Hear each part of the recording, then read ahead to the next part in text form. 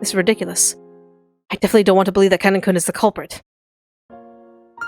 I only just heard it from George Aniki. But not only were those two close in age, they also had that adolescent relationship Auntie Rosa had mentioned. It may be a little late now, but yes, they really did have that kind of air about them. After seeing her parents' tragic bodies, Jessica, bearing deep wounds in her heart, would have only trusted Kanan-kun. That's a very conceivable story. So I don't like it. Kanan-kun was the only one she trusted. So she wouldn't have let anyone but Kanan-kun in. So he was the only one who could have killed Jessica. I just can't accept that kind of line of argument. Understand? Even if Kanan-kun appears, don't get careless. As long as we cannot prove Kanan-kun's innocence, we will suppose that Kanan-kun is the culprit who killed Jessica-chan. Auntie Rosa made that claim. By using the ever so slightly vague word suppose, ultimately she gave everyone the last little push they needed. Everyone nodded weakly, and under the excuse that they were just temporarily supposing it, they concluded that Kanan was the culprit who had killed Jessica. I wonder what the dead Jessica and Kanan would think if they could hear this exchange.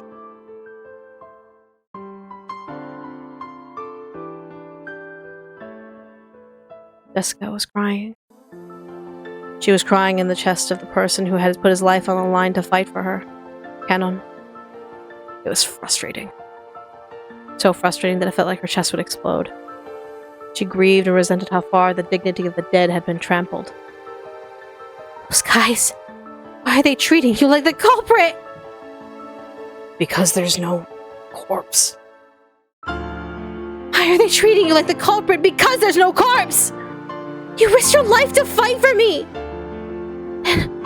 And which erased your corpse for fun! To call you the culprit because of that, it's horrible! It's too horrible! It's alright.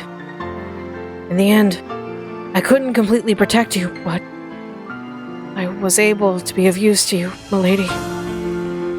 So, why doesn't everyone understand that? Stop it, Auntie Rosa! Don't call Kanan-kun the culprit with that messed up reasoning! She isn't saying that I'm the culprit. She's saying that I'm suspicious. No. She's just saying to be careful. She is saying it! These people are saying you're the culprit, Kanan-kun, so they can stop thinking! They aren't going to think about who the culprit who killed me is anymore! They're going to think about the possibility that you aren't the culprit! And after this, every time something happens, they'll repeat the excuse that it was the work of Kanan-kun of who's gone missing! I can't stand that! It's alright. At least you know the truth, milady.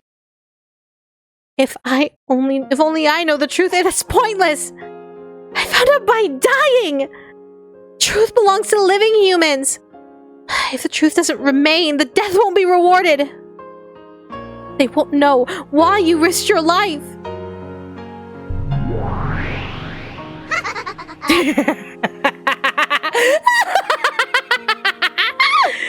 Truly a splendid sight. It is a rare honey that is sweeter than the laments of the dead. Lament, lament. No matter how much you lament, the voices of the dead never reach the living. Damn it! Damn it! Doesn't matter who! Hear my voice! Kanan-kun isn't the culprit! Kanan-kun's corpse is just erased! Why won't you understand that? Milady. I can't take this! It's so sad! It's so frustrating! If it's like this, you died for nothing! The dead have no honor unless the living acknowledges it! It doesn't matter who! Realize! Realize, please! Kanan-kun isn't the culprit! Don't go, guys! Please don't end it like this! Don't go! Rosa proclaimed that this room should be sealed until the police came. The rest didn't want to suspect each other, so they happily accepted that. They accepted Kanan as the tentative culprit. Without even imagining how much disgrace that gave to the dead, they accepted it. Lady, it's all right now. Thank you. Don't go. Don't go, guys. I beg you, come back. Don't leave us like this. Don't leave Kanekun treated as a culprit.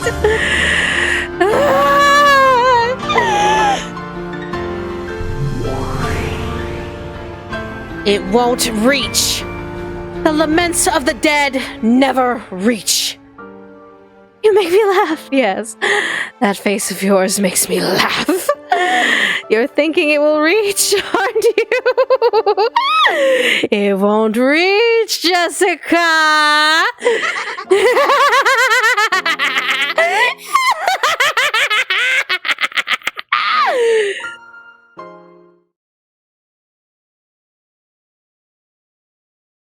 That's no goddamn good. Huh?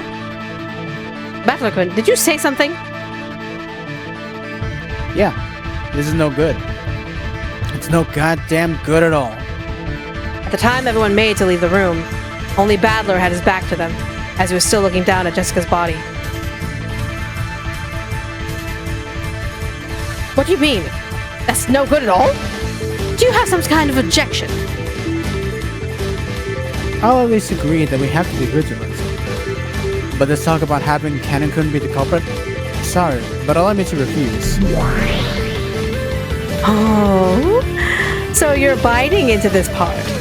If Cannon wasn't the culprit, and it wasn't my doing either, then how do you explain this locker room that Jessica's room has become? Honestly, I gotta throw my hands up here. Seriously, why'd I say it's no goddamn good? I gotta take responsibility for my own actions. I'm empty-handed with zero weapons to argue with. But you know, I won't stand here twiddling my thumbs anymore. Beatrice! But, Madeline-sama... Is there some proof that Kanekun isn't the culprit? The expression that rose on those two faces was definitely expected. They didn't want to believe that Cannon was the culprit. In truth, they believed in Cannon. Though this expectation was because they wanted to be able to be made to believe in him even more strongly. Then, Battler-kun, which of the other servants do you suspect? Goda-san? Or was it Kumasawa-san? Quit it, Auntie Rosa. I know the person called Kumasawa-bachan well. She'll sometimes slack up on work, but she'll always try to make things fun for people. She's not a person who would kill, not even if her eyes were dazzled by money. Battler-sama... And I've just met Goda-san yesterday. Honestly, I still don't really understand him. But there is one thing I understand. I've never seen someone look so happy to be making food. You're the same. The same as Kumasawa-bachan. Goda-san likes to make people happy. As if a person like that could kill those who would praise his own food as delicious, even if money was piled up in front of him. Then who do you think killed Jessica-chan, Battler-kun? Who do you think shut Jessica-chan up in a room that could only be locked by a master key? Wait. Before I argue about that, there's something I want to make clear. I don't want to talk about if so-and-so isn't the culprit, then so-and-so is the culprit. I just want to talk about how it's completely impossible for Kanekun to be the culprit. You say that you can establish that Cannon isn't the culprit? How? It's really simple. It's something I came dangerously close to overlooking. Beato. Repetition requested. Say it if you can. Kanekun was holding a master key. Oh.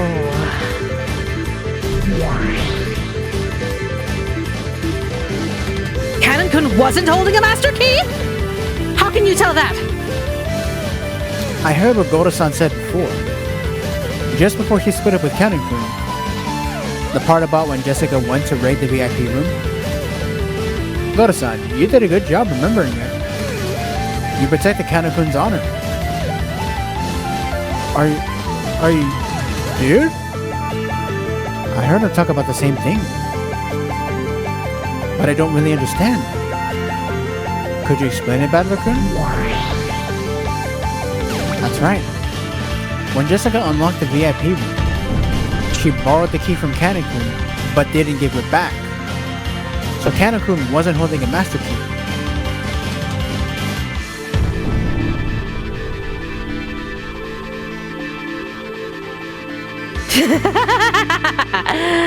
Or was he? Certainly, Goda has no recollection of the master key being returned to Kanon. However, she might have returned it when Goda wasn't looking. How can you prove that it definitely didn't happen? If you could just search the pocket of Kanon's corpse, you could probably establish that, but you can't. It's impossible to prove. You're no goddamn good at all. It's truly simple to prove, isn't it? No way. You're saying that Kanon-kun wasn't holding a key? Yeah. And to prove it, all you have to do is search Jessica. Kana-kun's master key should be in Jessica's pocket. Dr. Nanjo, would you check for us? Yes. Nanjo dashed up to Jessica and searched in her jacket pocket. Everyone hoped for it.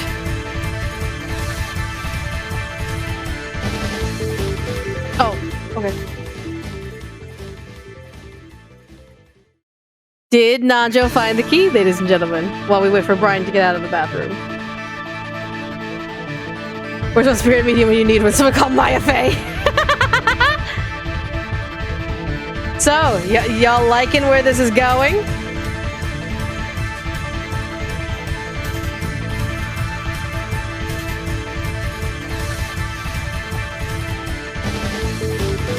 Now the action's picking up. It's much different than the first episode.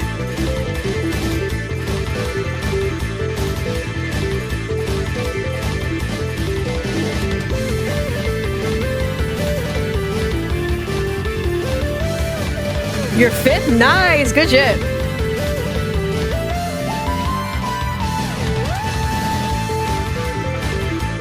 This is intense and I love it. It's so fun. It is absolutely so fun.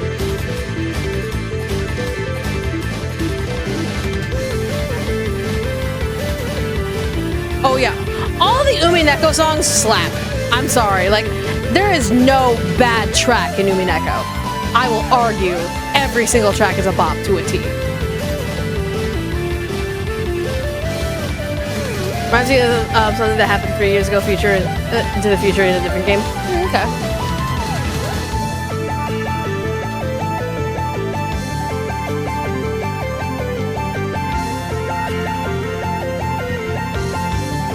Which, by the way, what do you guys think of me playing, like... I know we already talked about, like, Ace Attorney and all that stuff. But there's a couple games that I really want to get back to, like Final Fantasy X. I want to like restart that and finish it on this channel. But then, like, there's so many cool games out there that I really want to get to. Also, Raincode. Like, I am absolutely playing Raincode because that is Danganronpa. That is literally like, come on! Get a lot of piece for AA. Or I could just voice them like I do right now. I love to do more visual novels. Those are fun. Play everything. Play everything. Have you ever heard it? I've played up until Chapter 3A. I may play Chapter 3B. Maybe. Depends how I feel. Because in all honesty, I'm still kind of miffed that it's not finished. So... my voice will get distracted. I'm a voice actor. Okay, Senrio, I did 1,800 vocal efforts in 2 hours. I think I can manage a couple of voices and have fun with it. That is the power I have. 1,800 vocal efforts. And they're not just like, hello, hi, good morning, and all that stuff. That is screaming, whispering, laughing, efforts of battle. I I think I can handle Ace Attorney.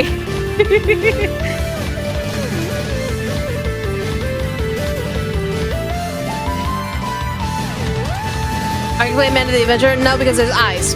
Okay, I was told there was eyes. And I can't deal with it.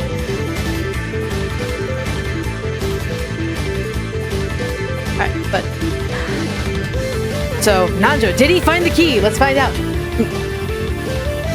Please. Be there. Here it is. Is this it? Yes. That is the master key. Without a doubt. At Genji's statement, there was a small ooh of joyful voices. That is Kanon-kun's master key. I'll say it again. Kanon-kun isn't holding a master key. Therefore, there's no way he could have locked the door. It certainly does appear that way. But Kanon-kun was the last person to meet Jessica-chan. The fact that he's suspicious hasn't changed. Let's give that a rest. Huh? Humans were originally supposed to be creatures that trust each other. But in order to live in a tough world, we learn to be wary. So we'll doubt anything. We are sad creatures. I won't deny that's our nature. But I won't permit you to come to a conclusion without proof. The suspicious are not the guilty. They are the innocent. Of course, the world is full of wolves. I won't tell you to carelessly believe everyone. But if you're going to say that someone's guilty, prepare some perfect evidence. Unless you can do that, never say someone is guilty because of speculation. I want to print screen that so hard. I want to print screen that like forever. Like I just need that just right there in my life. That is like a code of just like, please! Print screen, print screen, print screen, print screen, print screen.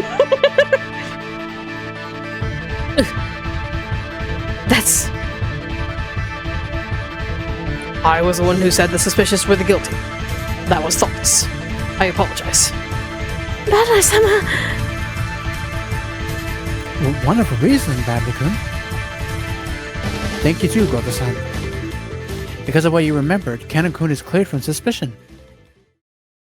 No, yeah, I totally meant to do that and not try to throw him under the bus.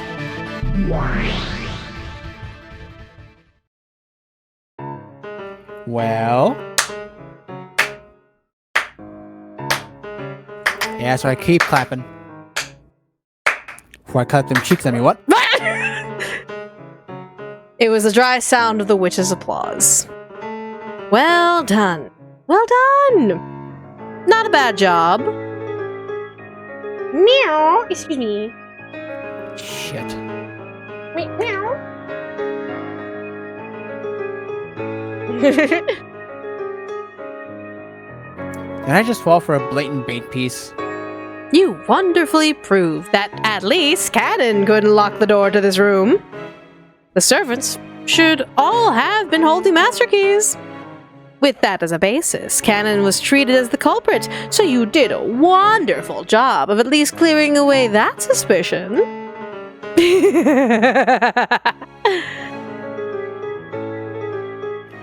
In that case, how did the culprit who killed Jessica lock the door?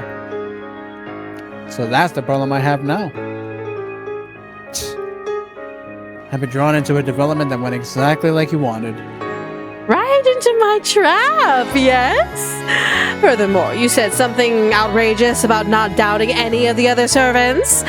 Well, then, it'll be worth seeing how you gloss this over. Shut your face. Let's get this started. I'm sure I'll be denied from all angles, but first, I'll verify the definition of what it means for this room to be a locked room. Very well. First, there are absolutely no types of hidden doors. This door is the only way in or out. The only way to lock this door is with Jessica's single key or the master keys, only one of which is held by each servant.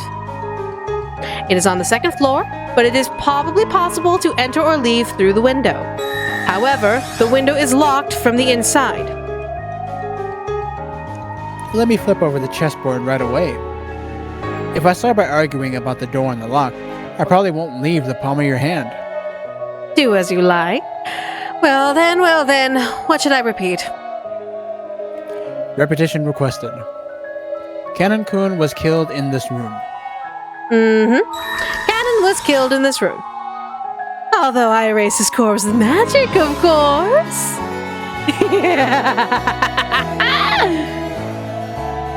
And again, repetition requested. Canon-kun's corpse is in this room. I decline. I cannot repeat it because I erased his corpse with magic. Of course you wouldn't. There's got to be a secret hidden in there somewhere. Okay. Here's your next chance. What do you think? So you're trying to solve and the goal is the same as Battlers. You don't have to prove anyone's a culprit. That's not the goal. The goal is to prove that a human could create this locked room and do this and kill both Jessica and Cannon in this room. The rules stated as follows. There's only one door that can go in and out. It was locked with a key that could only be opened with either Jessica's key or each of the 5 master keys, one of which is on her body. It is on the 2nd floor, but the window is locked from the inside. And it is now confirmed, Cannon was killed in this room, but the corpse is not here.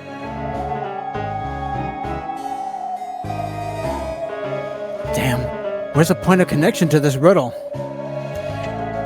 Is it that they locked it without a master key? Or is it how they managed to kill 2 people who were inside a room with the door locked? Or is it how they managed to escape after killing them both?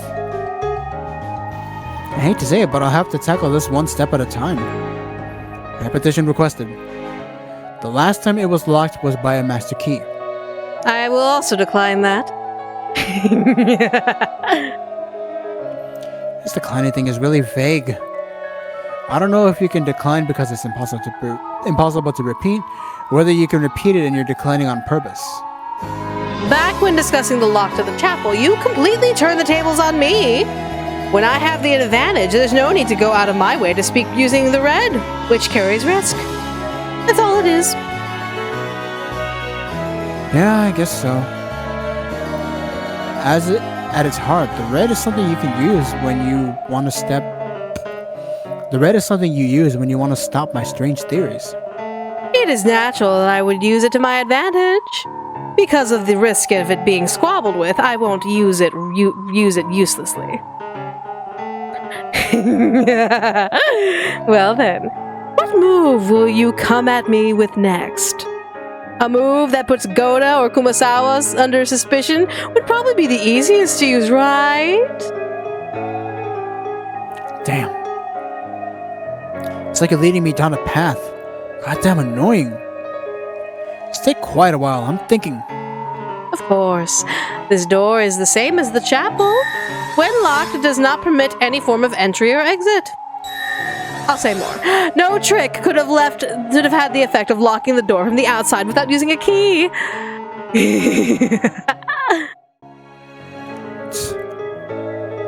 Damn you for always using red when I don't ask for it. Let's back up. This is battle. Let's back up. Let me just think. I'll lay out everything I know. First, there are 2 victims. Jessica and Canon-kun. Canon-kun's corpse isn't here, but Beatrice admitted in red that Canon-kun was killed. So even without a corpse, he's included as a victim. There are a few questionable points, and depending on which I focus on, my line of thought changes a lot. First, after the culprit committed murder in this room, how do they lock it? If we assume that the culprit was one of those holding a master key, it's extremely simple. But I want to avoid that if I can. Because I would have to suspect Goro-san and Kumasawa-san. No. In the worst case, even Shannon-chan and Genji-san. At this point, I noticed something. I'm contradicting myself. I'm cutting my own throat. I want to deny Beatrice no matter what. I want to erase the existence of that brutal, fickle, ridiculous witch. Who, me? In order to do that, I have to explain everything with humans, not magic. But that also means suspecting some human. I don't want to suspect someone. Of course, if there was some clear proof, I would have to believe that person was the culprit. But as long as that didn't happen, I didn't want to cast my suspicions. Am I just green? Am I just a kid who doesn't want to have Am I just a kid who doesn't want to have my feelings, which tell me that at least this person or that person couldn't be a murderer betrayed? I want to deny that it was a witch. I also want to deny that it was a human. Now I don't know what it is. Now I don't know what is what anymore. In the first place, the only victory condition in our game regarded whether or not you could deny my existence.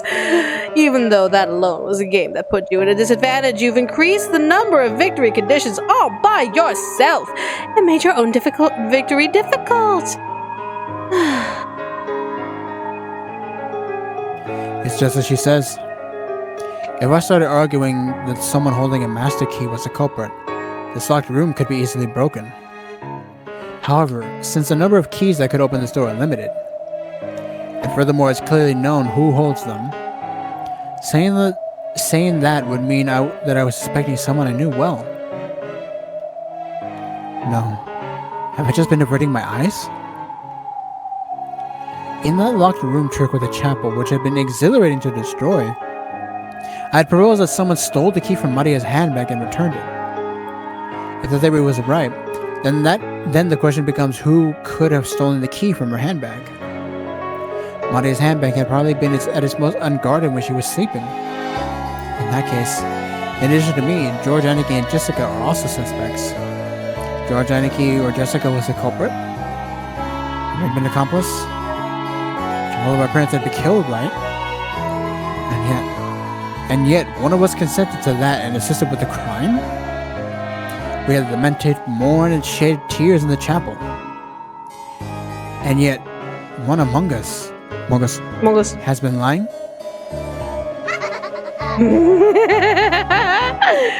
That theory of yours about taking the key out of the handbag and putting it back casts a pronounced suspicion on the cousins, did it not? Quite impressive.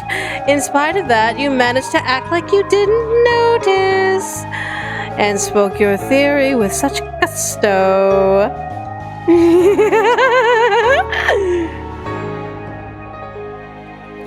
Damn it. That doesn't guarantee that one of the family or the servants is a culprit. You snuck up on us hiding in a cardboard box, for example. There's a good chance you could have slunk into our room when we were fast asleep and stolen the key, right? Totally, like Solid Snake. That would also be acceptable in that instance. By suspecting me, the guest, the 19th person, you won't have to suspect them. But then, what will you do about the lock to Jessica's room? There's no trouble at all for me to open the lock with magic, but of course, I don't have master key. If you deny my magic, you also have to deny that I'm a suspect, you realize? And what that entails is suspecting one of you 18. Thanks for the lovely explanation. I've been able to sort things out a bit. My goal is to pursue how the 19th person, the human guest Beatrice, committed the crimes. If I do that, I won't have to suspect anyone. If you can do that, yes! Foolish man. A room like this never needed to be a locked room after all. After all, there are a total of 6 keys that could open it. And there were several who possessed those keys. You can suspect any of them. Suspect as much as you like. But you went all the trouble of denying all those and made it a locked room yourself. Understand? This is a locked room born from your own mental contradiction. There's no one else. You closed that door yourself. So accept that a witch opened it with magic? Or accept that someone I know is a culprit? Those are my only 2 options, you're saying? Damn. Are you trying to fork the rook? I merely wanted to show you that this move also exists. So what will you do, Ushiromiya battler? Isn't it a truly simple problem? You just have to make sacrifices that overly self-confident cook and that hag should have died years ago.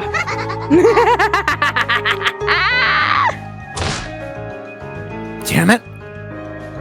So if I suspect Goro-san and Kumasawa-san, everything's fine? That's no good. I can't think of Goro-san as the culprit. I can't think of Kumasawa-san as the culprit. But I won't accept you. Ever. In that case, they would have to enter the room without using magic or a master key. Kill Jessica and Kanna, and even erase Cannon's corpse without using magic. How could it be done? How could it be done so that you can deny me and not suspect anyone at the same time?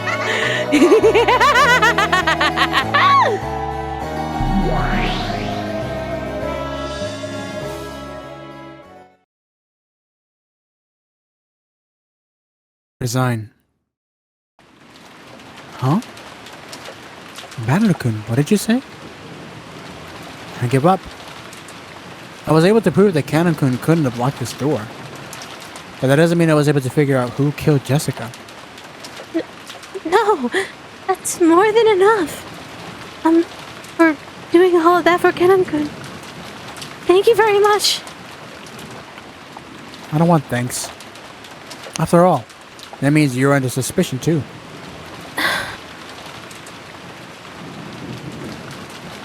And sorry, Auntie Rosa. It's not like I wanted to be defiant towards you. I don't want to die either. And I want to find Dad and the rest true killer. Sorry for saying something that wasn't cooperative.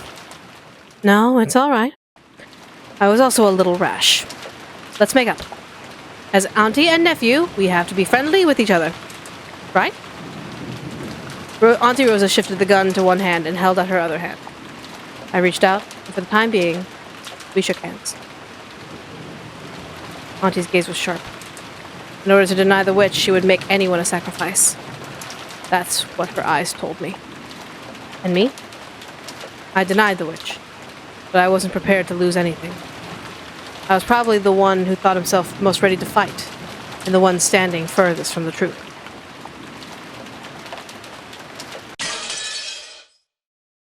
I keep breaking. I know.